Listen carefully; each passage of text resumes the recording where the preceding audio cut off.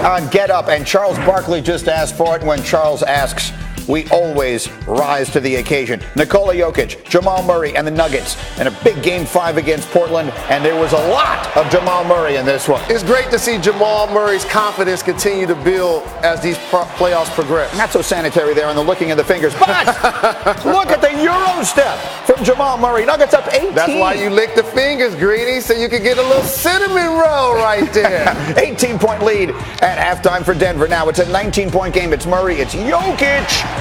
Denver up 21. His versatility just astounds me how they're able to invert their offense. That's Millsap, no. It's Murray, yes, on the putback. It's a 28-point game through 3 quarters, and then more of the same to the fourth we go. It's a 21-point game. And just look how pretty this brand of basketball is. A little behind the back. Jokic with nice touch. Murray, 18 points, 9 assists. Jokic, 25 points, 19 rebounds. Nuggets win and win big. 124-98. They are 1 win away from the conference final. And yesterday is the 3rd time that Jokic had at least 20 points, 15 boards, and 5 assists in these playoffs. That ties LeBron James for the most in a postseason over the last 10 years. So, Charles was just talking about it with us, and I will give you credit. We launched this show April 2nd of last year. You have been talking about Denver from then on. Is this a team, whoever it is that comes out of Golden State, Houston, is Denver a team that could legitimately make it to the NBA Finals this year? Yes. They're going to press who I anticipate is going to be the Golden State Warriors in the next round because they play opposite of what you see from most teams. Usually teams like to surround the three-point line with 4 or 5 guys and go pick and roll action to try to draw and kick. Denver's just the opposite. They scored 124 points, but they only made 8 threes. Why? They're inverting their offense. When you have the Joker that can now play outside of the paint, it leaves it open for backdoor cuts like that one. And that's a different brand of basketball than you're seeing most teams play. When you watch the Houston Rockets play, they never cut. When you watch, look, this is a center getting a rebound, initiating the offense. Now you see Murray cutting, you see Harris cutting, and props to Paul Millsap too, because he found his game in this series. He's taking advantage of smaller lineups. And let's just say it. I mean, Charles brought it up. You've been saying it forever. Nikola Jokic is the best big in the sport, right? He is the best big man in the world right now. How about this? As a voter for All NBA, when I put out the fact on this show that I voted Jokic first team, I had a lot of people screaming at me about it.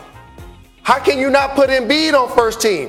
Because Jokic's team is in the Western Conference, had a number 2 seed, and he needs them in multiple categories. While Embiid made second team, his team was in the East, and they were a 3rd seed, and they didn't meet expectations. And now look at how it's playing out in the playoffs. Look, I mean, Embiid has sort of a dominating skill set about him that is more eye-popping. But if you really sit and watch Jokic play, he does everything. You always say it, dribble, pass, and shoot. He's a 7-footer who does all 3 of those things. Here's a perfect example. Sometimes when people watch and or analyze the game, they look for the splash points. So Joel Embiid is loud when he goes to dunk. He's really loud when he's at the press conference. He's look at me when I score. The Jokic doesn't dunk. He can't jump. Okay. And he just lumbers up and down the floor. So aesthetically, people can sleep on him. Now all of a sudden he's putting up big time numbers. We have to pay attention. Embiid also was a big star in college in the United States, and he plays for the Philadelphia 76ers and not the Denver Nuggets. The reality is Nikola Jokic is a superstar. People just don't know it yet. All right, we got basketball coming your way, by the way. Our coverage of the conference semis rolls on tomorrow. 2 Game 6s on ESPN and ESPN Deportes and the ESPN app. You will see Raptors, Sixers at 8. Critical game for Philly. Keep it alive. And then Jokic and the Nuggets against the Trailblazers. NBA Countdown starts at all 7 Eastern on ESPN. Drama at the Oakland Coliseum. I told these guys that, I was going to start picking them up, especially in this park. Got to be aggressive. You want them to put the ball in play. I trust my defense. Mike fires for the 2nd time in his career, has thrown a no-hitter. So we showed you that last night. There were quite a few other interesting things that happened in baseball. Let me run the bases for you quickly here. That was just one big highlight. Here's another. Bryce Harper breaking out of a 7-for-53 slump with a grand slam. Phil's 11-1 over the Cardinals. Harper's 4th career grand slam, his first since April of 2017. Phillies now 20-15 on the year. Elsewhere, how about walking him off for Kris Bryant? Suddenly surging is Bryant. And a 3-run homer with 2 outs in the bottom of the ninth last night, beating the Marlins as the Cubs walk it off, and Bryant has homered in 3 straight.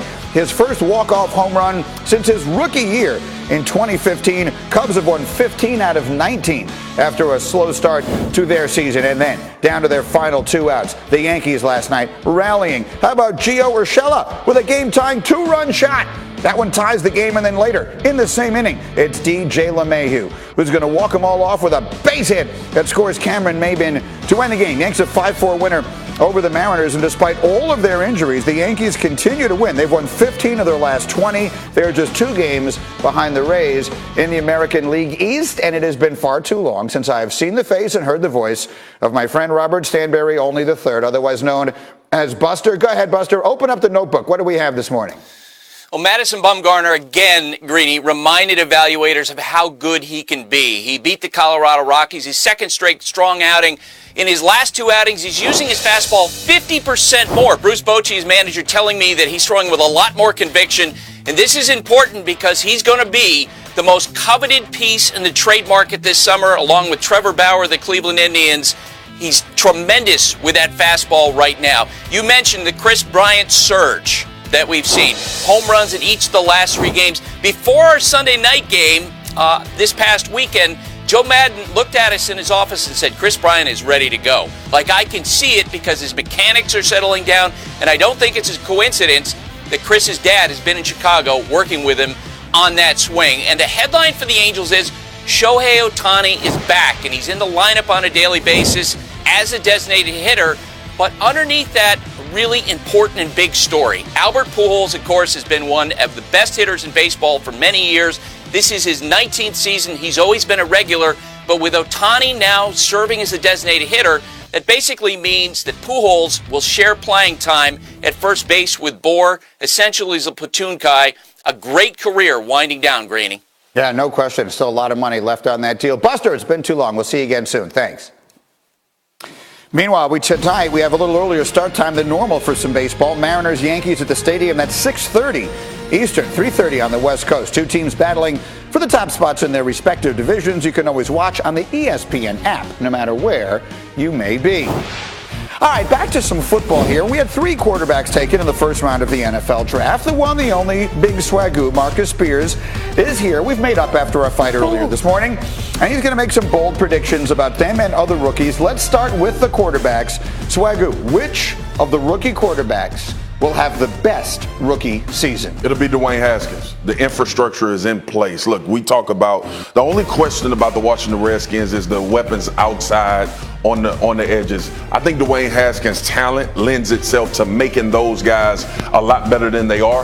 The offensive line is pretty good. And not to mention the opposite side of the football. And you know, the conventional pick would be Kyler Murray, but Arizona is in flux right now. They have no defense. They have offensive guys that they're trying to identify. They need to draft and get a collection of offensive linemen to help this guy in this offense. So Cliff Kingsbury in his first year, Kyler Murray in his first year, with not a lot of guys around them, is a setup for disaster. I think Dwayne Haskins walks into a way better situation. Me too. Sometimes not getting drafted that high works out pretty well. Absolutely. The Cardinals had the first pick in the draft for a reason. No question. Washington, middle of the first round. Yep. Maybe it winds up working out well. And think about this, Greeny. Dwayne Haskins, looking at this defense on paper, he's going to have a lot of opportunities to make plays offensively. They drafted Montez Sweat. Ryan Kerrigan is there. Deron Payne is there. They have a lot of guys. Landon Collins just went to Washington as the safety. So they have a defense that can also support him in getting more of those opportunities. Look, I think people forget that Thanksgiving, they were leading the division. Yes. And then the terrible injury to Alex Smith, and that was all she wrote. We will see. Okay, next big prediction.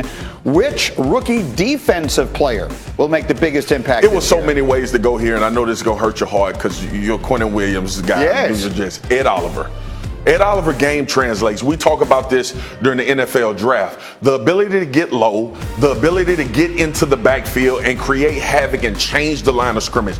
This guy does not play stuck at the line of scrimmage, and the athletic ability to go side to side. We talked about this guy when he was in college a couple years ago, could potentially play linebacker. That's how athletic he is. So you put him in this 4-3 system in Buffalo, getting up the field, moving him around at the D tackle position, and he's able to wreak havoc. His comparisons were Aaron Donald.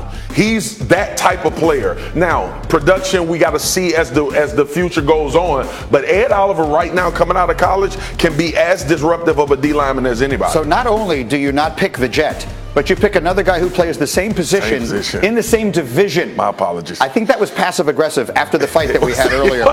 Finally, give us a rookie that you think will surprise everybody this year. It'll be Nikola Harry, wide receiver for the Patriots. Look, the body type. He's playing with the greatest of all time at the quarterback position. And this is something that nobody talks about, G. He left Herm Edwards. He already knows how to be a pro. That's the way Herm Edwards is running that program at Arizona State right now. So you get a big body, you get him with Tom Brady, you get him with the best coaching in the world, in an offensive system with Josh McDaniels to put him in a position to be successful, and you just lost the big body of Gronk. Who's going to be the red area guy? It'll be N'Keal Harry, and it'll be Sony Michel. So he walks into a great situation, and obviously Josh Gordon was in that same mode of body type. I agree. We keep talking about the Patriots and their MO is usually to trade out of the first round. Back-to-back years. At the very end of that first round, they get potentially difference-making players. Obviously, Michel was great, and I agree with you. I think N'Keal Harry is going to be very good. I can't help but notice that's two AFC East guys you threw in there at me at the very end. The Jets are in good spot. They are in a good spot. That's easy for you to say. Okay, as we continue, Joel Embiid, good spot, not so much. Huge part of Philly's process. His nickname was the process. Coming up, Jalen believes he may now be part of the problem. We'll explain next.